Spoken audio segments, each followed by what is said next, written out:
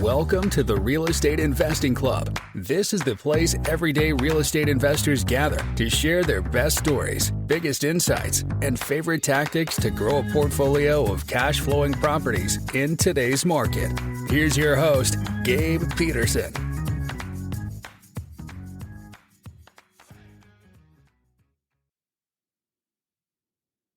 All right. We are back with another episode of the Real Estate Investing Club. Today we have Warren Dresner with us. Warren is a founding partner at Equity Yield. They are a multifamily syndicator, specifically focusing on new builds. So I'm interested in this. And so Warren, thanks for hopping on the show and talking shop. Thanks for having me, Gabe. Absolutely. I told you before we hopped on here, we like to hear kind of how people got into real estate at the beginning. We always start with stories. So why don't you take us to yours? How'd you get into real estate in the first place? Sure. So I've always had a W-2 job. I came through a career in finance and insurance. I'm from Australia originally, but I did move around, lived in the UK for a while, now based in the US. But having a job with a decent, stable income, at some point in time, I started to look for tax benefits, and I got into real estate because of that. I heard that buying a single family home came with some tax benefits, depreciation that could offset my income. And that's really what got me into the industry, into real estate. After that, I came specifically for tax benefits. I feel like you're the first person who did that. It's pretty cool. But then it was all about passive income, and started to invest more in single family homes, looking for more passive income. When I arrived in the US in 2019, I discovered multifamily. It's not something that exists in other parts of the world necessarily, but in the US, really, it's a really big thing in the US, and it's kind of unique, I think. At least in Australia, there's no such thing as multifamily. Usually, when they build these big buildings, big complexes, they're condos. They convert them into condos, and they sell individually. So the idea that you could build 200 units and have a single owner who rents all 200 units, to me, was quite a unique concept. But it was you guys don't have a renter base in Australia. That's not like a thing. People rent. They do rent. But what tends to happen is a developer will build a big complex. Often they'll pre-sell some of the units to raise funds for the construction, but they'll pre-sell the units to individuals. So we owned some condos, some of those types of condos, and we then rented it to a single renter. But it just aggregated like it is in the US. Right. So in Australia, it's like, you'll still see the big apartment complexes, but each one of those apartment units is owned by an individual unit who then rents it out to somebody else. Exactly. I mean, and there may be some people that own it that live in it themselves. They don't have to be rented. It's kind of a myth.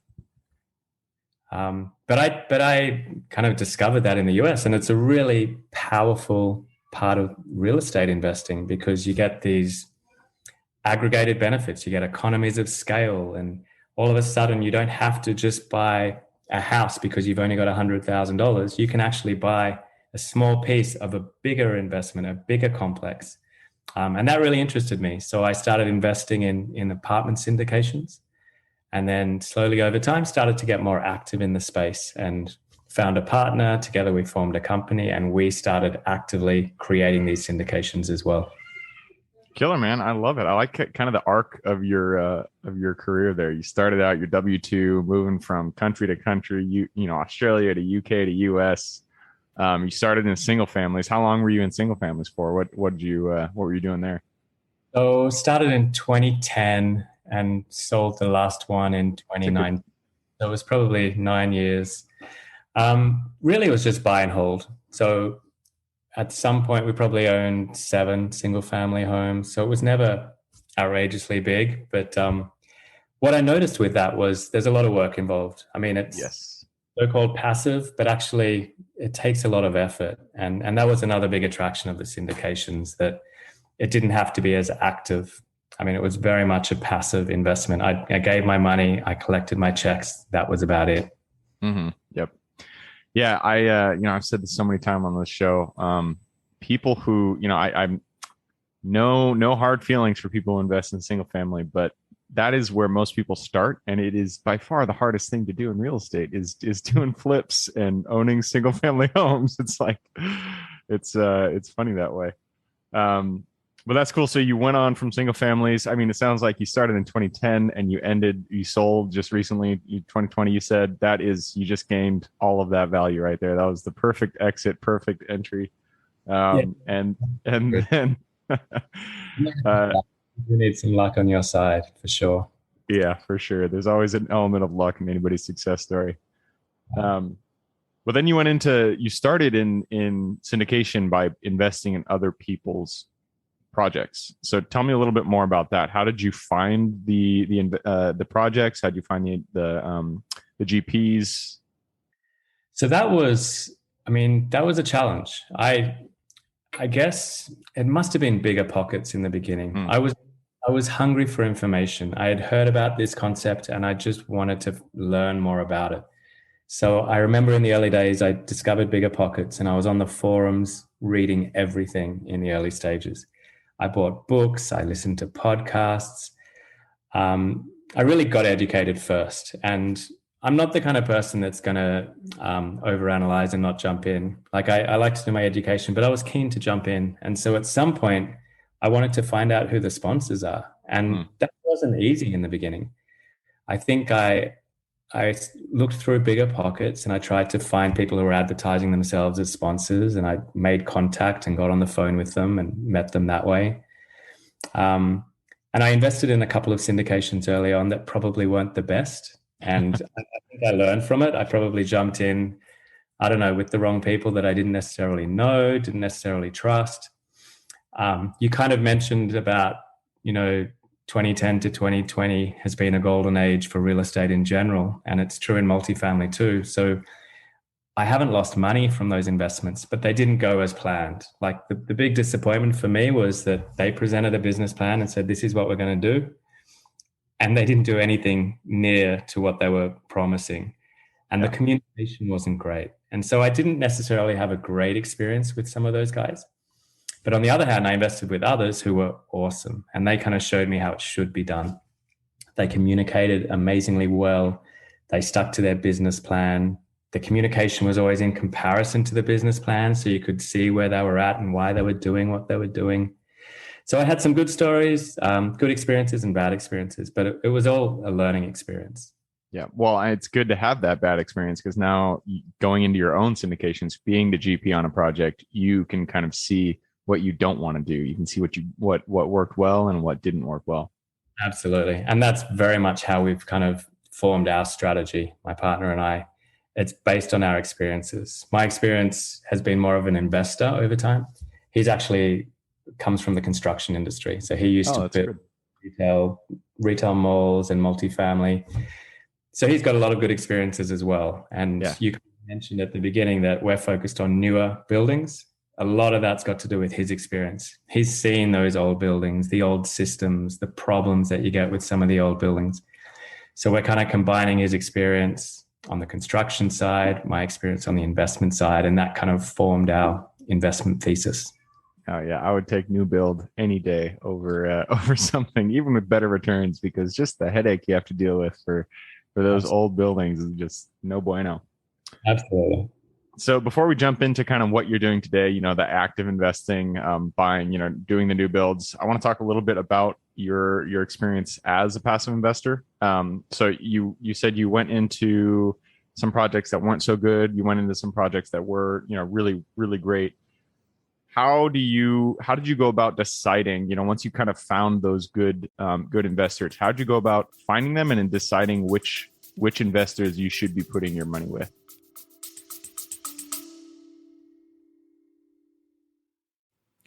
Before we continue on with today's guest, I want to tell you guys about a community I'm launching on School to help investors like yourself grow your own portfolio.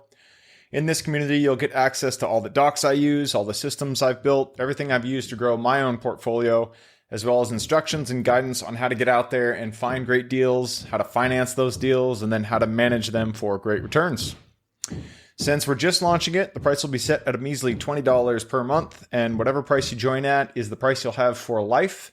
We will be increasing the price as the group grows, so if you're at all interested in growing your portfolio along other investors, now is the time to join.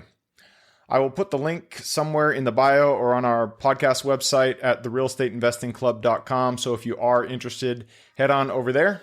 With that said, let's get back to the podcast.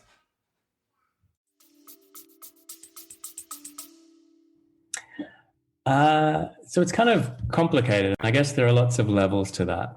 First one is interpersonal. I think I always try to talk to the sponsor, get to know them. And I've got a philosophy in life that I don't want to be doing business or dealing with people I don't necessarily like or don't necessarily get along with. So that was the first Good thing. rule. That's a good rule. I think I've done it in the past and realized you don't have to do business that way. Yeah. So that's the first step. I wanted to just get a sense whether I felt they were trustworthy, whether I felt like they were good at what they were doing, and whether we could get along with each other. So that was probably the first thing. Yep. I did try and make other connections with other investors and try and get feedback on who they've invested with and which are the good sponsors and which are the bad sponsors. So I tried to get a bit of peer feedback, I guess, as well. Then I started to think much more carefully about the markets I wanted to be invested in. Mm-hmm. So in the beginning, it wasn't front of mind, but after a while, I realized there are some good places you can invest in that are going to give you great tailwinds, and just the market is going to push you along. And there are other places where you don't necessarily have those tailwinds.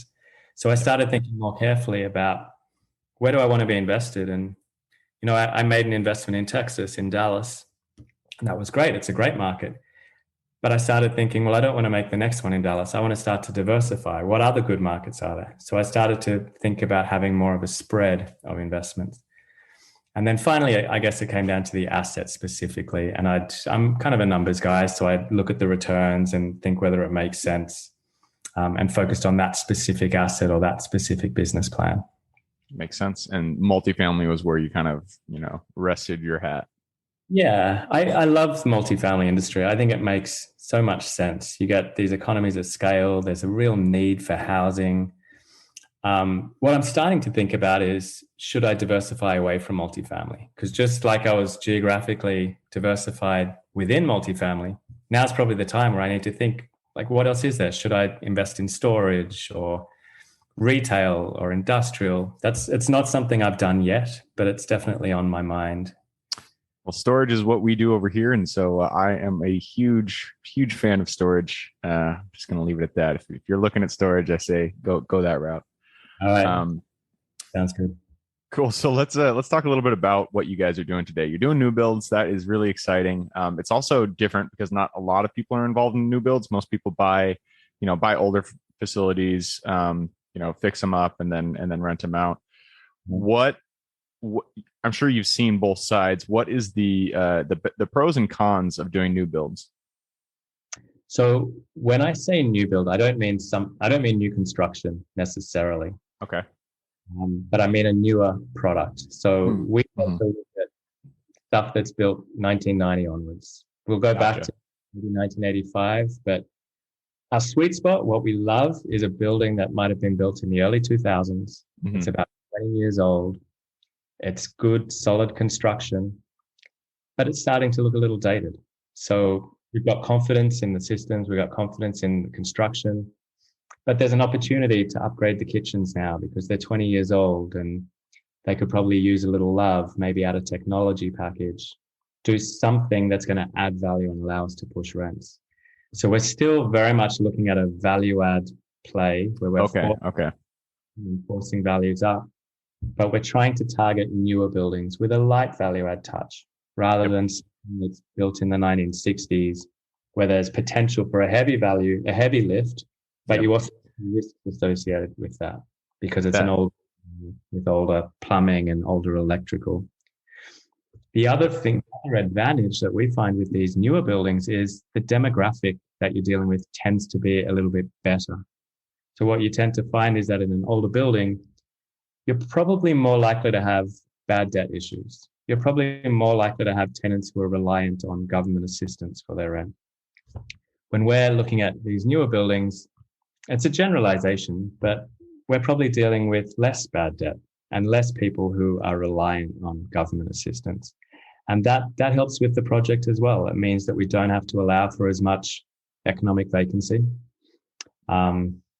and it just makes the project more stable. I guess it reduces the risk.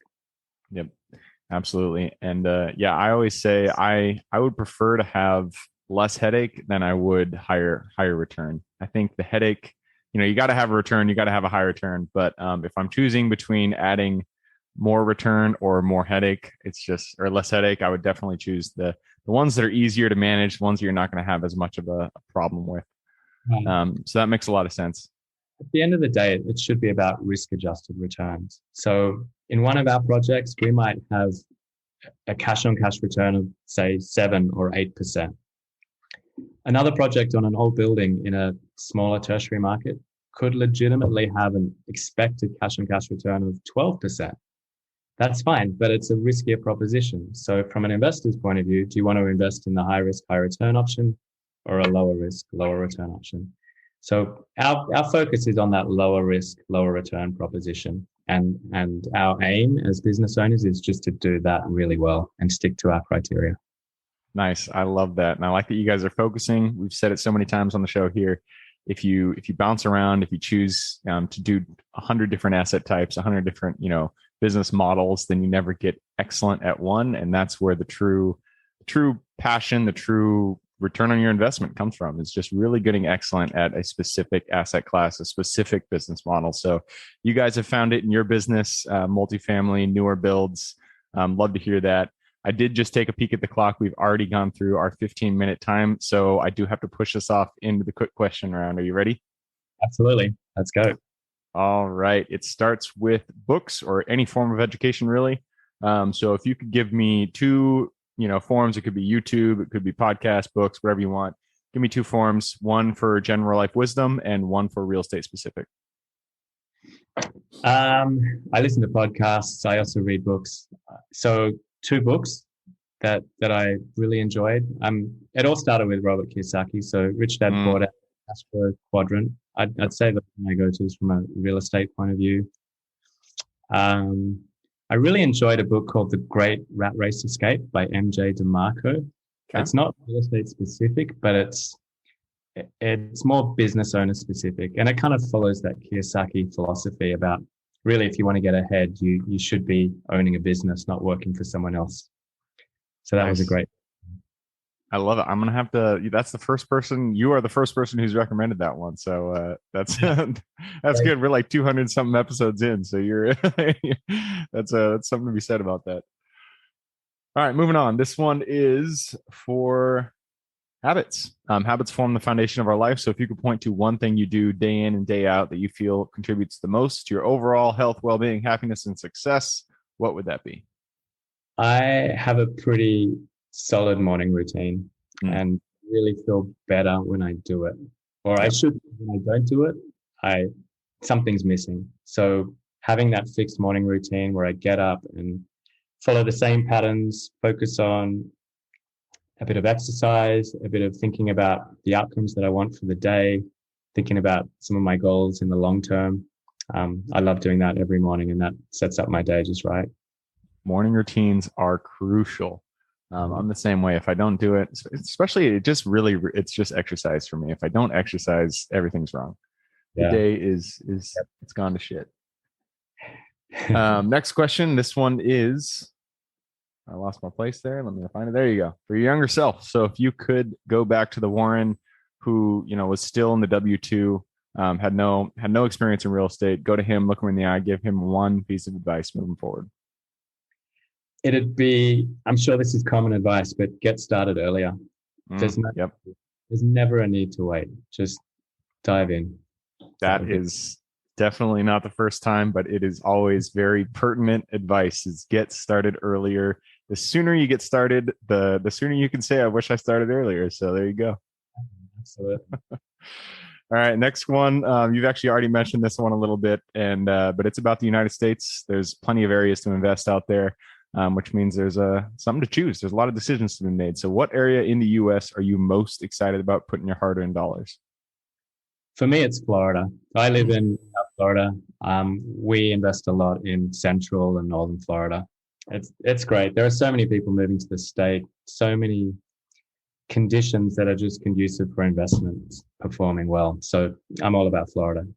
Perfect. I've heard that a lot too. Florida is a great place to be investing, and I actually just went there the first time 2 months ago, and it was nice. I live in Seattle, so we're whenever there's warmth and sun, we're like, shit, this is the best place ever.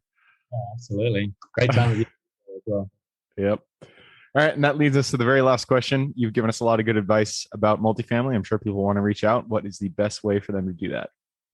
Best way would be to check out our website, equityyieldgroup.com. And you can contact us from there. You can sign up for our newsletter. Keep in touch that way. Perfect. equityyieldgroup.com. I will put that in the show notes. So if y'all want to reach out to Warren, go ahead and click a little more in the description. It'll pop down that full description in there. You can find the URL, or you can just remember equityyieldgroup.com. So Warren, thank you very much for hopping on the show. It's been a pleasure speaking with you. Thank you so much. All right. And for everybody who's here with us today, thank you guys for showing up. You are the reason we do this. So if you have any questions whatsoever, reach out to me, Gabe at therealestateinvestingclub.com. Other than that, as always, hope you guys have a great week. Keep rocking real estate, and I look forward to seeing you on the next episode. Thank you for joining us for another episode of the Real Estate Investing Club. I hope you guys enjoyed the episode and were able to pull some actionable advice that you can go home with and apply to your own investing business. Before you go, I have a gift for you. If you're a new investor looking to get started or an established investor looking to take your business to the next level, I've created an ebook just for you available on the website. This ebook will cover how I was able to create both active and passive income in real estate with very little money to start with.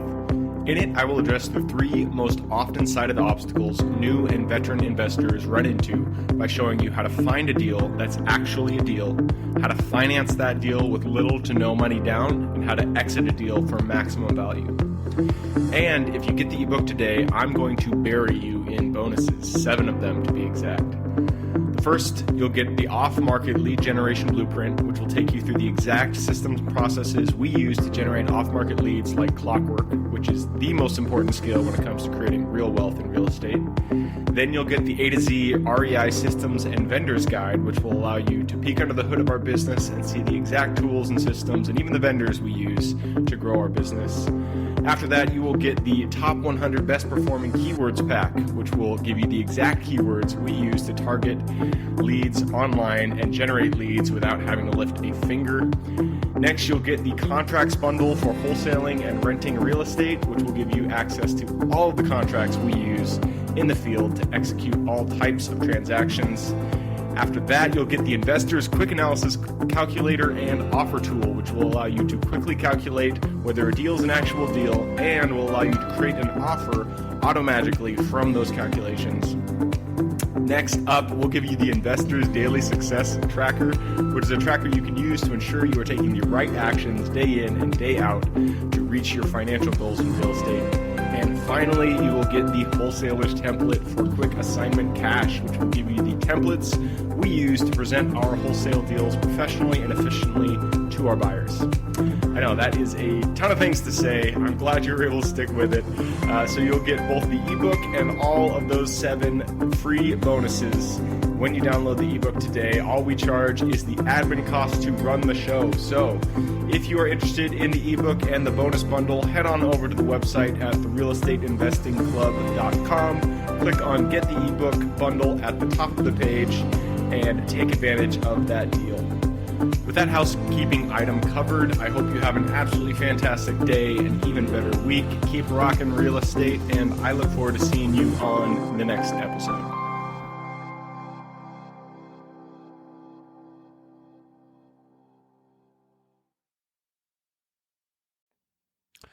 All right, before I officially sign off, I have a quick announcement to make. If you're interested in becoming a passive investor in one of my deals, my own company, Kaizen Properties, is looking for capital partners for our upcoming projects. We invest in what are known as recession-resistant assets, mainly self-storage facilities, mobile home and RV parks, and industrial properties.